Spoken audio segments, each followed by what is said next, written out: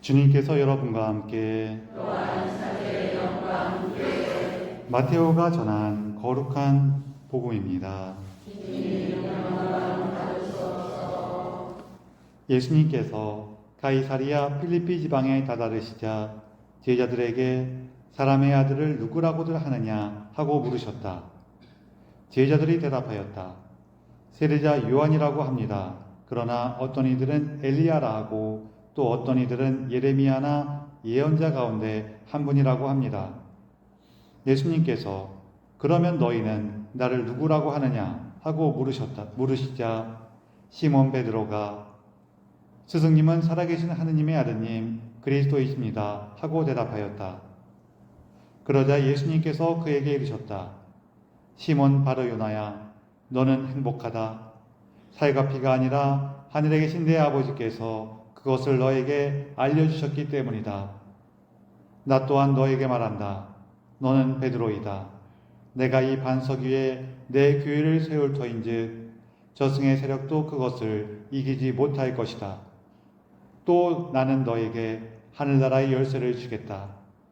그러니 내가 무엇이든지 땅에서 매면 하늘에서도 매일 것이고 내가 무엇이든지 땅에서 풀면 하늘에서도 풀릴 것이다. 주님의 말씀입니다. 그리스도님 찬미합니다. 참 예수님, 서로 인사를 좀 나누세요.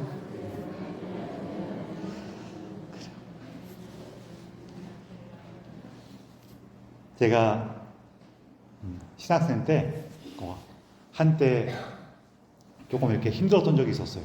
근데 제가 그때는 잘 몰랐는데 나중에 생각해 보니까 제가 그때 약간 우울감이 좀 강했을 때예요.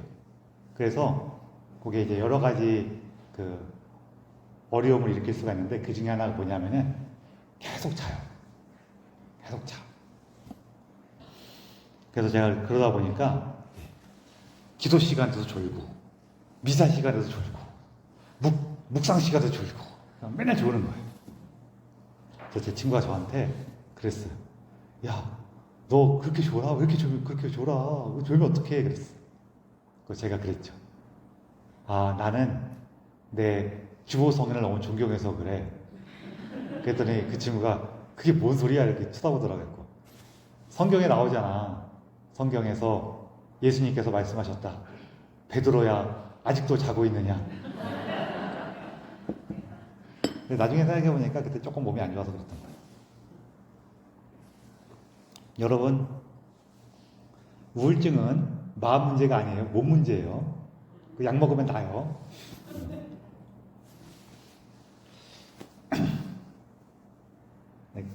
그런 부분이 있으니까 그 너무 혹시 우울감 너무 오래 지속되고 그러면 병원 빨리 가보세요. 우리 생활 태도하고 생활에 대한 자세, 내 습관 이런 게 다 바뀌어야지 해결되는 거긴 한데 그걸 바꿀 때 약 먹으면 도움받을 수 있어요. 그러니까 약 안 먹고도 할 수 있긴 있는데 약 먹으면 훨씬 쉽게 할 수 있어요. 그런 거니까 이제 그런 거 심해지시면 병원 가보세요. 자, 오늘 베드로 사도 축일인데 이제 오늘 네? 아, 감사합니다. 축일 축하하신다고 감사합니다.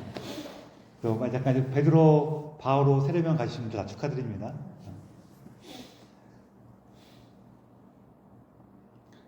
베드로 사도의 삶에서 보면은 사실은 오늘 이 순간이, 오늘 우리가 복음 말씀을 듣는 이 순간이 가장 영광스러운 순간일 수 있을 거예요. 예수님께서 제자들에게 너희는 나를 누구라고 하느냐 그랬을 때 베드로가 나서서 스승님은 살아계신 하느님의 아드님 그리스도이십니다라고 고백을 하고 예수님께서 그런 베드로를 칭찬하시는데 내용이 조금 있긴 있어요. 하시면서 베드로를 교회의 반석으로 삼으셨어요. 그리고 그에게 하늘나라의 열쇠를 주셨단 말이에요. 얼마나 기쁘겠어요. 그렇죠? 근데 이 복음도 여기 바로 이어서 나오는 복음 내용은 이제 뭐가 돼요? 베드로 사도가 이제 계속 이렇게 예수님께서 다 좋게 하시는 걸로 끝나는 게 아니라 요 바로 이어서 뭐가 나오냐면은 예수님한테 혼난 내용이 나와요. 여기서 이제 예수님께서 제자들의 대표로서 베드로가 자신을 이제 예수님을 그리스도라고 고백하는 그 내용을 보면서 그 얘기를 들으면서 이제 순환의 신비를 알려주기 시작하는데, 그러니까 베드로가 바로 뭐라 그래요? 아, 그런 일이 있으면 안 됩니다 라고 한단 말이에요. 근데 이게 베드로 입장에서는 충분히 그럴 수가 있어. 그렇죠? 우리가 생각해도 충분히 그럴 수 있단 말이에요. 제가 여러분하고 이렇게 얘기하다가 갑자기 오늘 이 미사 끝나고 나면은 경찰들이 와서 저를 잡아갈 겁니다. 그러면은 여러분들 뭐라고 하시겠어요? 아우, 신부님 안 되죠. 그 무슨 소리예요? 이럴 거 아니에요. 그렇죠? 신부님 평소에 하는 걸 봤을 때 이런 일이 일어났어. 알았어요? 이래겠어요? 말릴 거 아니에요? 우리가 자연스러운 건데도 불구하고 이제 베드로가 혼나요. 너는 나에게 걸림돌이다. 스칸달론이라는 말을 쓰는데, 이 스칸달론이라는 말이 우리가 요즘에 쓰고 있는 스캔들하고 스캔들의 어원이 되는 말이에요.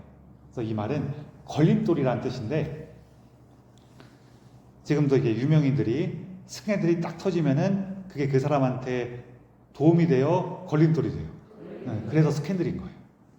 스칸달론이라고 그러는데, 이게 이제 오늘 복음부터 해갖고 쭉 이어지는 걸로 하면은 나름대로 그 의미를 맞춘 거예요. 베드로야, 네가 돌이긴 돌인데 오늘 복음에 있는 것처럼 하늘에 계신 내 아버지의 그 뜻에 네가 귀를 기울이겠으면은 너는 반석이고, 하느님의 걸 생각하지 않고 인간의 것만 생각하면은 어떻게 돼요? 걸림돌이 되는 거예요. 그래서 여기 요즘에 제가 잘 노래 같은 거 잘 못하긴 하지만 요즘 애들 그 랩하는 걸로 하면 이런 거죠. 하느님을 생각하면 넌 나에게 디딤돌, 인간의 것만 생각하면 넌 나에게 걸림돌, 막 이러는 거예요. 그 성경에 이런 내용들이 많이 있어요. 이렇게 딱 내용이나 이런 말에서 그런 운율을 맞추거나 의미를 맞춰서 하는 경우가 종종 있어요. 나중에 다음에 얘기하기 전에 먼저 얘기를 하면은, 우리가 아무리 좋은 것처럼 보여도 사람 거를 너무 많이 생각하면은 그게 그 순간엔 되게 좋은 것처럼 보이고 잘하는 것처럼 보이는데 결국에는 우리 삶에 방해가 돼요. 우리 살다가 이런 경험 종종 해봤을 거예요. 내가 막 열심히 뻗쳐갖고 되게 큰 자부심으로 정말 내가 정말 하느님께 지금 충실하고 있어 하면서도 막 거기에 흥분해서 뭐 하다 보면은 어느새 내가 하느님 안에 있어요. 하느님에서 멀어져 있어요. 그쵸? 멀어져 있는데 우리가 그 멀어져 있는 거를 금방 눈치를 채요? 아니면은 한 대 얻어맞고 눈치채요? 한 대 얻어맞고 눈치채요. 한 대 얻어맞고 눈치면 다행이야. 근데 한 대 얻어맞고도 아닌가? 그러면서 계속 거기 있으면은 이제 계속 얻어맞죠. 그때 우리가 내가 정말로 지금 이게 좋은 것처럼 보이긴 하는데, 우리가 일부러 나쁜 걸 하진 않잖아요. 그쵸? 일부러 나쁜 걸 하진 않단 말이에요. 좋은 것처럼 보이긴 하는데, 내가 정말 열심히 하긴 하는데 이게 정말로 하느님 뜻 안에 있는 건가? 그 중간중간에 돌아보면 참 좋습니다. 특별히 내 삶에 뭔가 이렇게 어려움이 있거나 뭐 골치 아픈 일이 벌어지고 있으면은 예수님께서 지금 나를 어디로 부르신가 하면서 다시 한번 돌아보면은 우리가 하나님께 나아가는데 좀 큰 힘을 얻을 수가 있어요. 그래서 그럴 때마다 이렇게 베드로 사도 기억하시면서 사도요, 제가 예수님 말씀에 힘을 얻어서 인간의 것이 아니라 하느님께서 부르시는 그 삶 안에 좀 더 귀를 기울이도록 찾을 수 있도록 도와주십시오. 이렇게 청하시면은 도움을 많이 받으실 수 있을 거예요. 그리고 또 하나는 우리가 살면서 무언가 좋은 것을 해낼 수 있거든요. 그랬을 때 오늘 복음에 보면은 다 그래요. 베드로가 딱 예수님한테 말씀드리니까 스승님은 하느님의 아드님 그리스도이십니다. 그러니까 예수님이 그러시죠. 야, 베드로야, 너 참 지혜롭구나. 그러시죠. 그래요? 아니에요. 너 참 나의 신비를 깨닫기 위해서 정성을 많이 기울였구나. 그러죠. 아니에요. 하느님께서 너에게 알려주셨으니 너는 복되다 이러신단 말이에요. 이것도 기억하면 좋아요. 우리가 살아가면서 무언가 좋은 일을 해내거나 멋진 순간들을 이뤄낼 때가 있거든요. 그럴 때 내가 해냈어. 내가 이렇게 열심히 했어. 내가 노력 안 하진 않았을 거예요. 근데 우리 살면서 경험해 보지만 우리가 열심히 애쓰고 노력하고 좋은 걸 위해서 이렇게 열심히 했다고 해갖고 항상 좋은 일이 있지는 않아요. 오히려 거꾸로 예수님 안에서 예수님 이거 정말로 유치하고 내 욕심만 챙기는 거고 이거 정말로 참 부끄럽긴 한데 그래도 어떻게 안 될까요? 그럴 때도 좋은 일이 있을 때가 있어요. 그렇죠? 우리가 하느님을 찾고 예수님과 좀 더 함께 할 수 있고 사랑 안에 머무르고 하는 거는 하느님께서 나에게 주신 은총이라는 거예요. 그래서 우리는 그때 어떻게 하면 돼요? 기뻐하면 돼요. 기뻐하고 감사하면 돼요. 하느님, 제가 조금 하긴 했는데 난 사람이다 보니까 이 말이 안 나올 수가 없어. 제가 조금 하긴 했는데 그래도 당신께서 저와 함께 계시니 저는 복됩니다.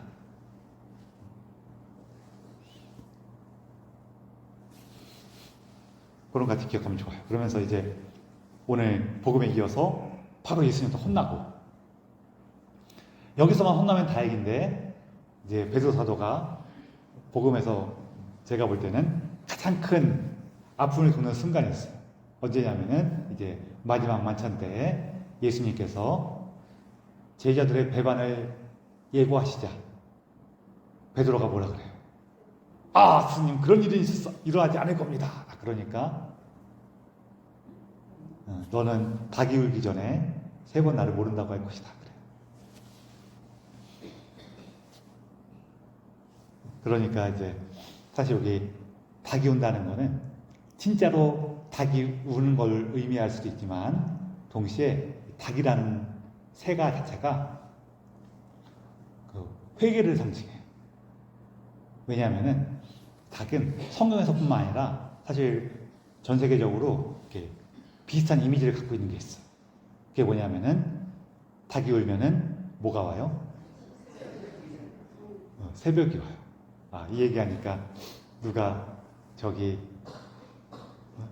참 표현은 좋은데 깝깝한 소리 했다고 하면서 이렇게 하는 게 있는데 눈이 막 오는 거예요. 눈이 막 오니까 한 사람이 이렇게 불평을 했어. 왜 이렇게 눈이 많이 오는 거야? 그러니까 다른 친구가 그것이 겨울이요. 그런 거예요. 겨울이건 아니건 간에 눈 오면 치워야 되잖아. 봄이 되면은 눈이 녹아서 없어진다고. 그러니까 뭔 소리야? 봄 오기 전에 내가 치워야 되는데. 그러니까 이 사람이 딱 마지막으로 한 멋있는 얘기가 있어요. 그렇다면 그대가 봄인가 보. 참 말은 멋있는데 좀 이렇게 웃음이 날 수는 있어요. 근데 한 대 쥐어받고 싶을 수는 있을 것 같아요. 닭이 새벽에 온단 말이에요. 물론 닭 키우신 분들 아실 거예요. 꼭 새벽에만 오는 건 아니에요. 근데 보통 이제 새벽에 오고. 새벽에 오는데, 그래서 이 닭이 의미하는 게 뭐냐면은, 빛이 오는 것을 알리는 새예요. 그래서 우리 삶에 있어서 빛은 뭐예요? 예수님께서 우리에게 오시는 순간. 그리고 예수님께서 우리에게 오실 때 우리는 지금까지의 어둠의 삶을 뉘우치고 빛의 삶으로 나아가죠. 그래서 이게 회개를 의미하기도 해요. 그래서 이제 닭이 울기 전에 넌 나를 3번 모른다고 할 것이다 하셨는데, 진짜로 그날 밤에 이제 예수님께서 산에서 기도하고 계실 때 병사들이 와요. 배신자 유다를 앞세우고 병사들이 오는데, 그때 베드로가 또 나서갖고 칼로 딱 싸우려고 그래. 근데 예수님께서 순순히 잡혀가시니까 일단 도망가요. 도망갔다가 2 사람, 베드로하고 아마 요한 사도인 것 같은데 2 사람만 예수님을 따라가죠. 따라가서 그 대사제의 안뜰에까지 들어가요.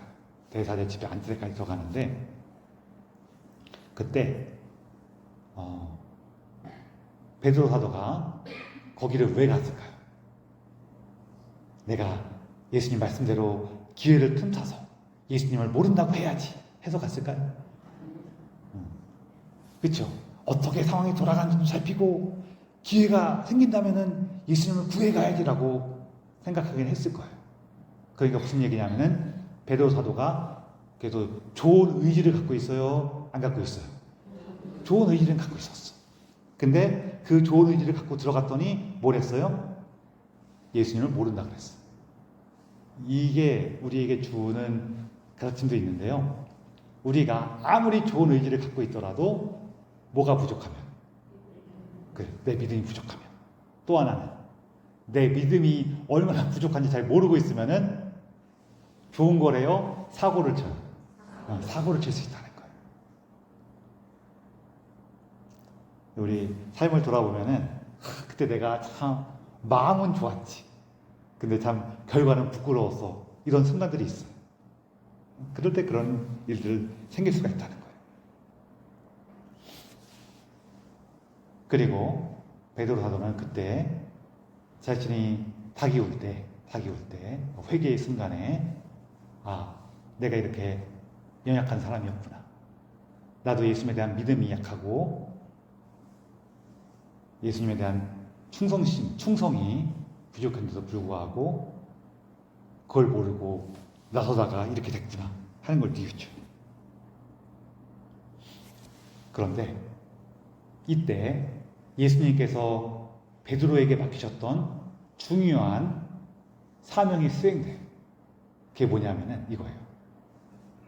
베드로야, 너는 닭이 울기 전에 나를 3번 모른다고 할 텐데, 그런데 네가 돌아오거든 형제들에게 힘이 되어 주거라 그래요. 우리 전승에 의하면은 베드로 사도가 예수님께서 돌아가실 때 여기 만찬 그날 밤에 예수님 잡혀가셔갖고 새벽까지 베드로 사도를 따라다니다가 닭이 우니까 예수님 말씀이 떠올라서 이제 뉘우치면서 슬피 울어서 외딴 곳에 가서 막 울기 숨어 있는 거죠. 예수님에 대한 죄스러움, 미안함, 자신에 대한 부끄러움 이런 것 때문에. 그래서 예수님 돌아가실 때는 거기 있지 못했어요. 근데 예수님 돌아가시고 나서 우리 전승에 의하면은 마리아님께서, 성모님께서 베드로를 찾아오라고 이렇게 부르셨다고 그래요. 그 베드로가 이제 아마 요한 사도가 찾아왔겠죠. 베드로 사도가 이렇게 오니까 성모님께서 뭐를 부탁하시냐면은 형제들을 불러 모으십시오. 그래서 그 다락방에 모여있던 거예요. 그때 부를 때 다른 제자들도 예수님 잡힐 때 다 도망갔잖아요. 베드로 사도가 와갖고 자 어서 오게. 그러니까 뭐라 그러겠어요? 나는 갈 자격이 없어. 나는 예수님 배반하고 도망갔어. 그 베드로 사도가 뭐라 그래요? 야, 너는 그냥 도망갔는데 나는 굳이 따라가서 모른다 그랬어. 그러니까 와. 그런단 말이에요. 이게 왜 중요하냐면은 우리가 내가 아무것도 아니고 별볼 일 없고 실수하고 실패했을 때 훌륭한 사람이 와갖고 괜찮아 그러면은 아니 당신은 훌륭하니까 내 처지를 몰라서 그러는 거지 이런단 말이에요. 근데 나보다 더 힘든 처지에 있는 사람이 와갖고 그래도 기운 내세요 그러면은 그래 쟤도 저렇게 열심히 하는데 하면서 좀 더 힘이 생기죠. 베드로 사도가 그런 거예요. 예수님께서 베드로 사도에게 주신 사명이 그거란 말이에요. 그래서 예수님 돌아가신 그 다음 토요일 날 다 그 다락방에 모여있을 때 모였단 말이에요. 그래서 그 다음 안식일 다음 날 거기에 누가 나타나세요? 예수님께서, 부활하신 예수님께서 제자들이 모인 자리에 오신 거죠. 그리고 이렇게 베드로 사도가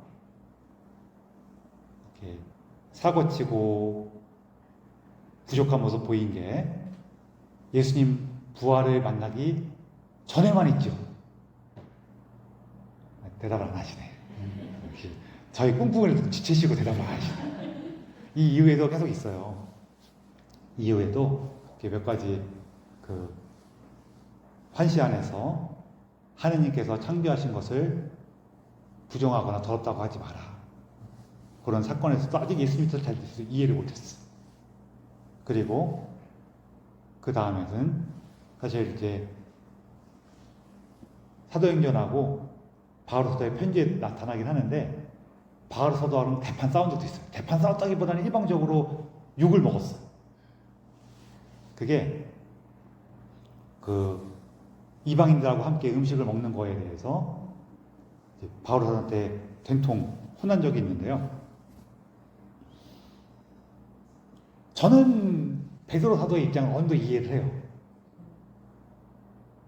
그 내용 이제 여러분이 그 내용을 아시는지 모르시는지 제가 모르겠어 갖고 어떤 일이 있었냐면은 안티오키아에서 베드로 사도가 이방인들하고 같이 음식을 먹고 있었어요.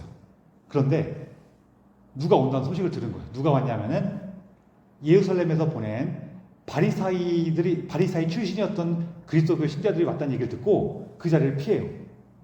왜 피하냐면은 바리사이들은 꼬장꼬장한 분들이어갖고 이방인들하고 함께 음식을 먹는 거는 허용할 수가 없는 일이야. 그래서 그 사람들이 왔다는 얘기를 들으니까 베드로 사도가 자리를 피하고 그걸 보면서 바르나바 사도도 자리를 피해. 그랬더니 그걸 보고 바울 사도가 막 야단을 친 거예요.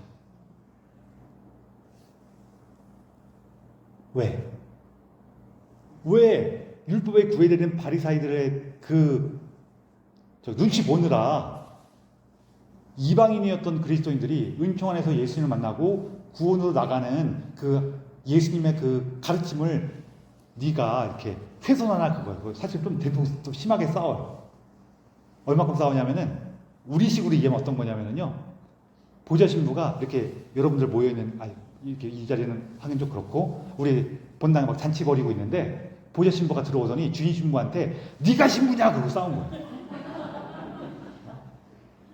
이게 좀 심하게 싸웠죠. 그 성경 장면이 그런 장면이란 말이에요. 네가 신부냐 그러고 싸운 거예요.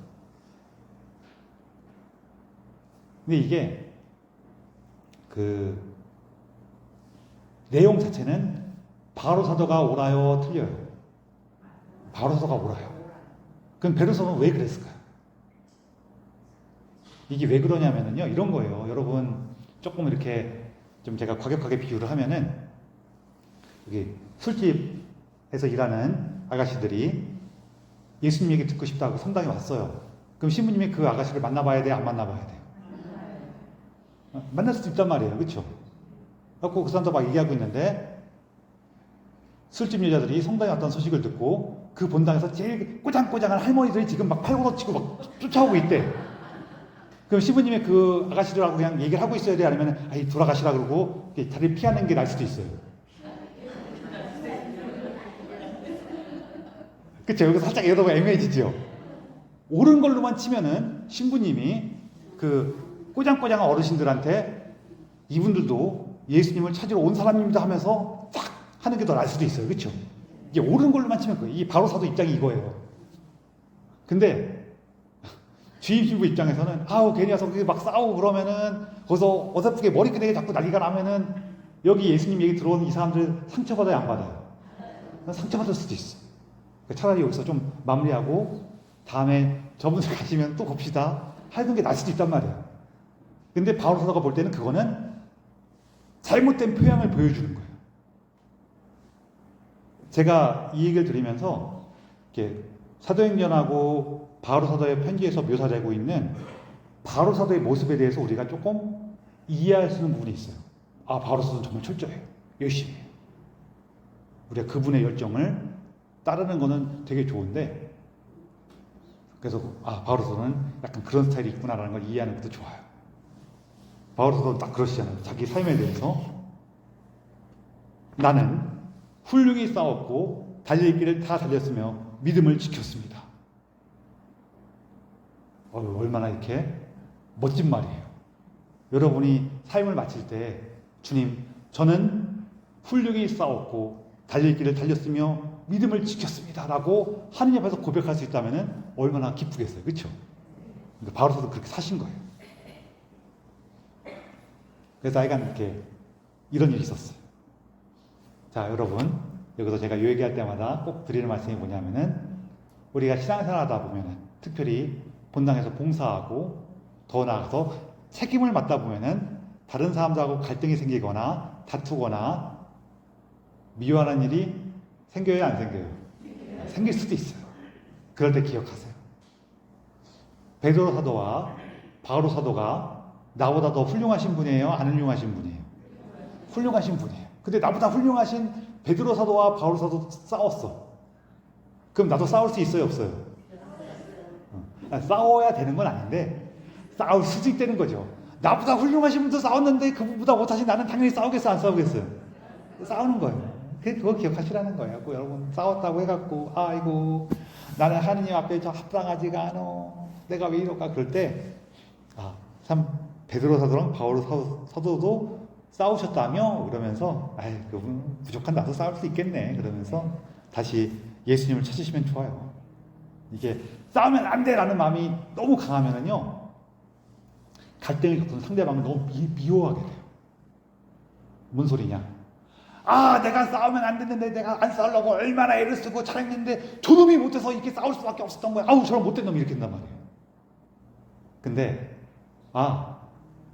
우리가 하느님 앞에서 언제나 부족하기 때문에 다툰 일이 생기는구나. 저놈이 더 잘못한 것 같긴 하지만 우리 마음은 항상 그렇잖아요. 나도 부족했겠네. 그러면 오히려 하느님의 뜻을 찾기 더 쉬워져요. 그리고 또 마지막 순간죠. 이것도 성경에 안 나오는 건데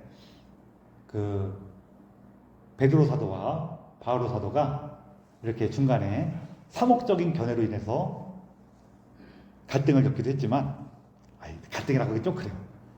바오로 사도한테 혼나기도 했지만 왜냐면은 제가 이건 제 말이 아니라 바오로 사도가 자랑스럽게 본인의 편지에 쓰셨어요. 내가 그렇게 나무랐다고 이렇게 쓰셨으니까.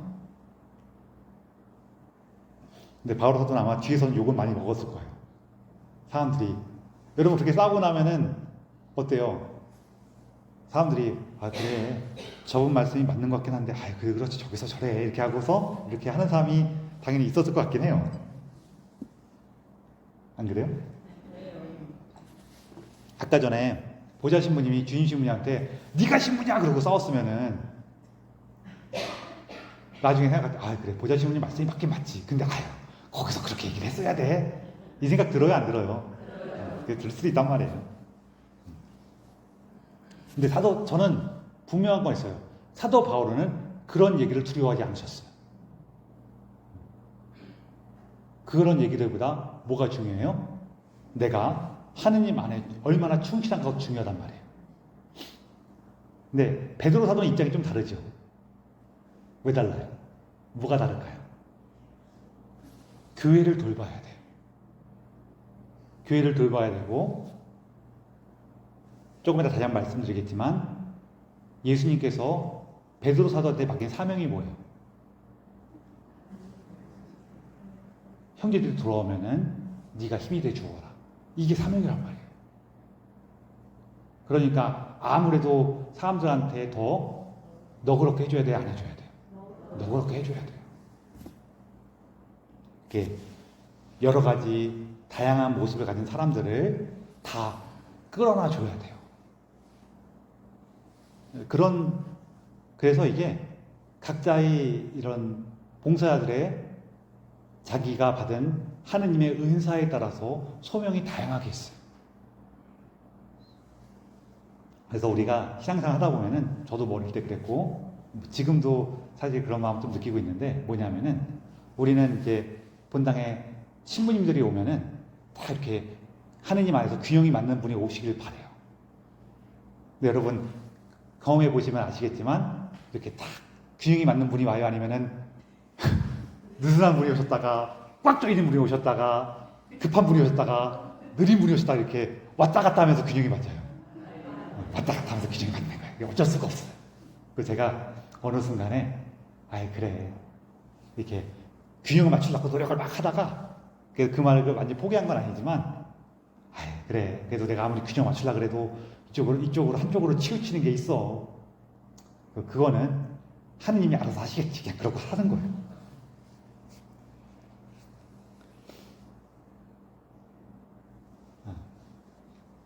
예, 그래서 사도 바오로하고 사도 베드로께서 이렇게 좀 다양한 모습으로 활동하시다가 두 분이 말년에는 로마에서 같이 활동을 해요. 로마에서 두 분이 협력하셔갖고 같이 지내요. 이게 이제 하느님께서 이끄시는 길이 이제 합칠 때가 된 거기도 하고, 또 하나는 그냥 제가 생각하기에는 두 분이 이제 좀 나이가 많아져서 그래요.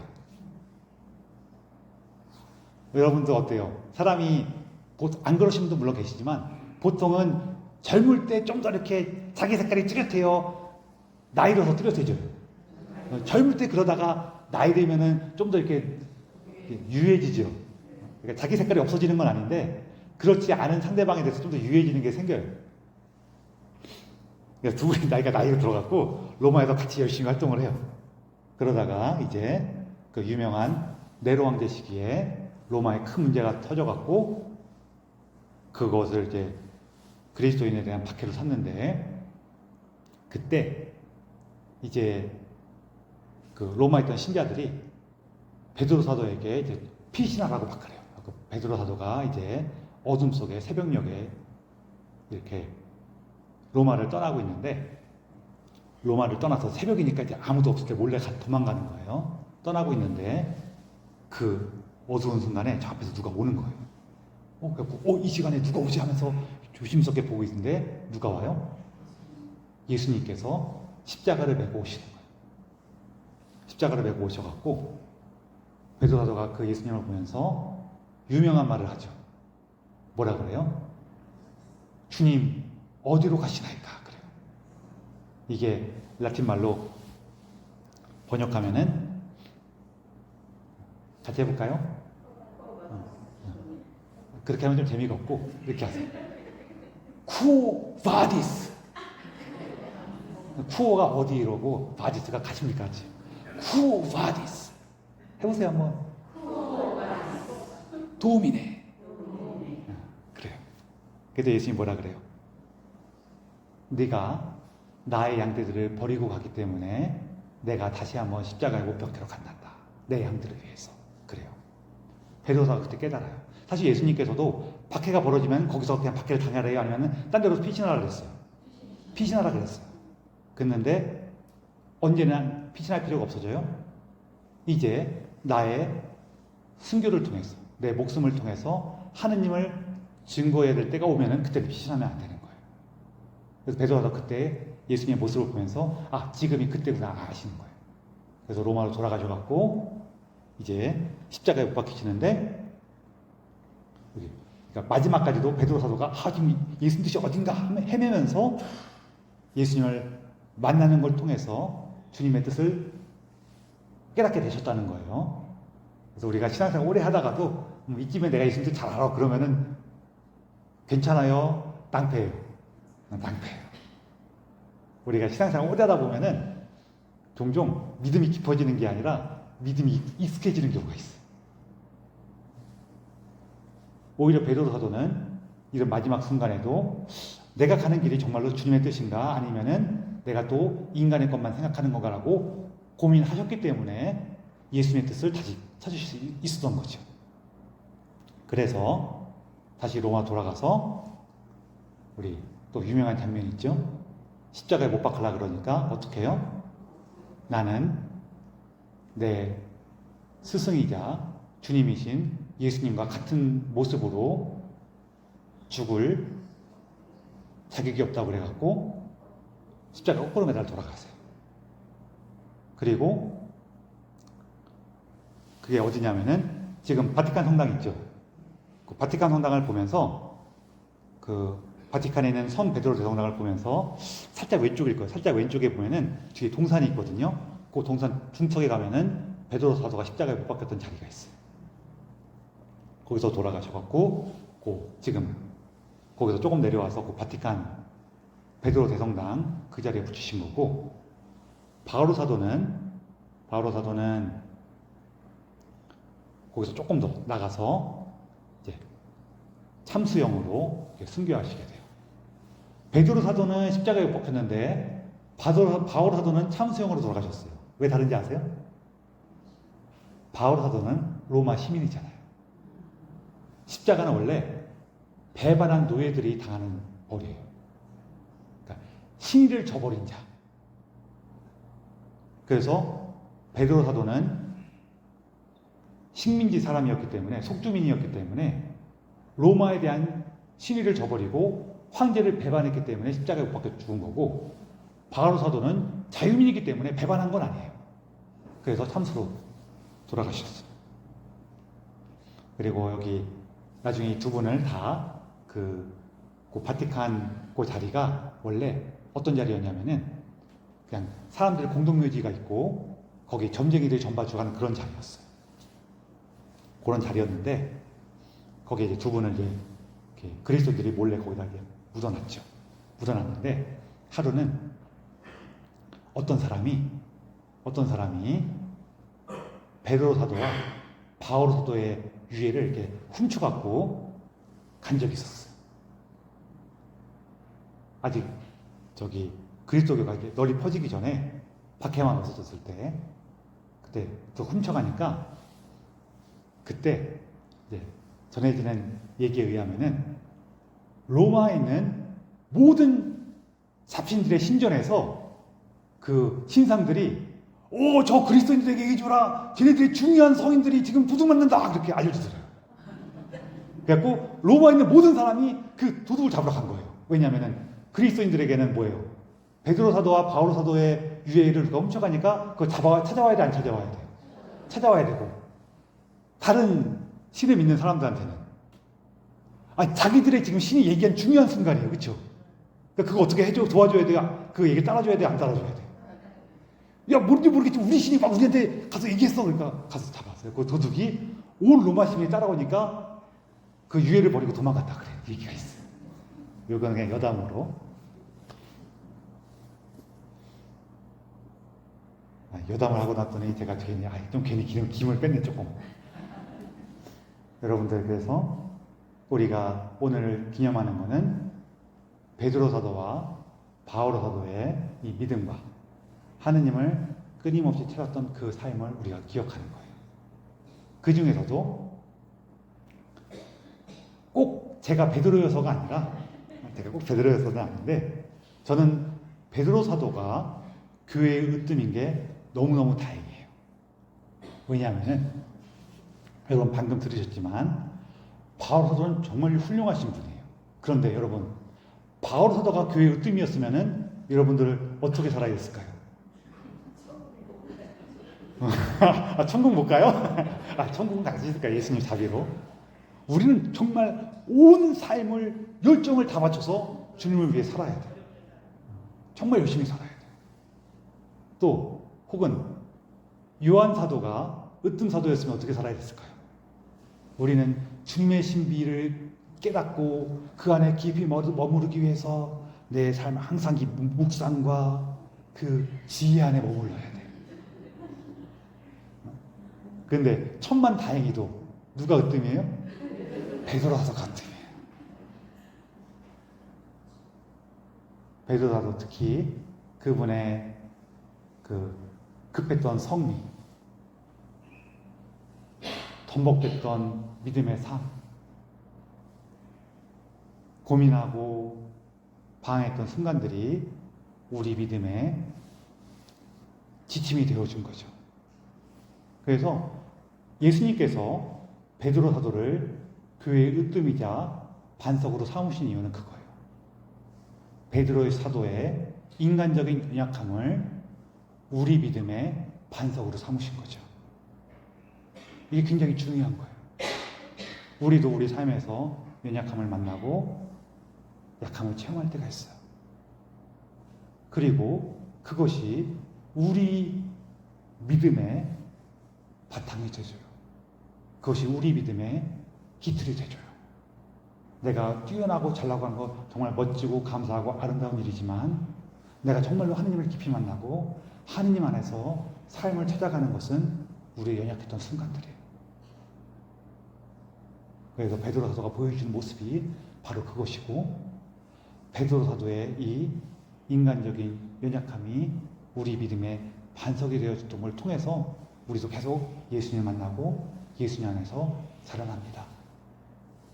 오늘 우리가 기념하는 베드로 사도와 바울 사도께 하느님의 은총을 청하며 이 기사를 봉헌합시다.